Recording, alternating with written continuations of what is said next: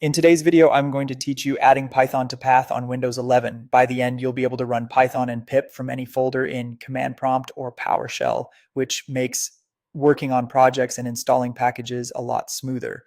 Start by opening Command Prompt. Type the command where Python and press Enter. This shows you where Python is installed on your system.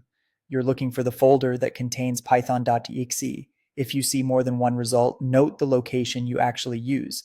If nothing appears, Python might not be installed yet, or it was installed without being added to path. In that case, the rest of this guide explains how to add it manually. Next, open the Start menu and search for Edit the System Environment Variables. Then click it. This opens the System Properties window on the Advanced tab, which is where Windows manages things like path, a list that tells Windows where to look for programs when you run commands. Click the Environment Variables button. In the window that appears, you'll see two sections. User variables affect only your account, and system variables affect all users.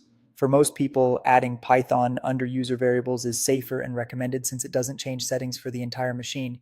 In the user variables section, select Path and click Edit. You'll see a list of folder entries. Be careful not to remove anything that's already there, as other apps may rely on those paths.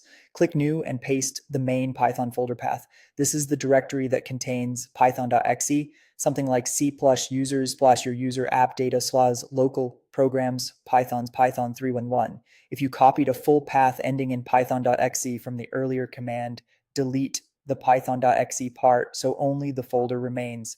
Adding this entry lets Windows find the Python interpreter anywhere.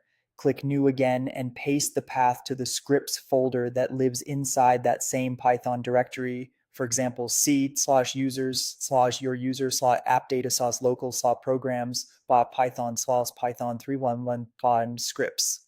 This folder holds helpful tools like pip and other command line utilities that come with Python packages. When both entries are added, click OK to close the path editor, then OK to close environment variables, and OK again to close system properties. For the changes to take effect, you must restart Command Prompt or PowerShell.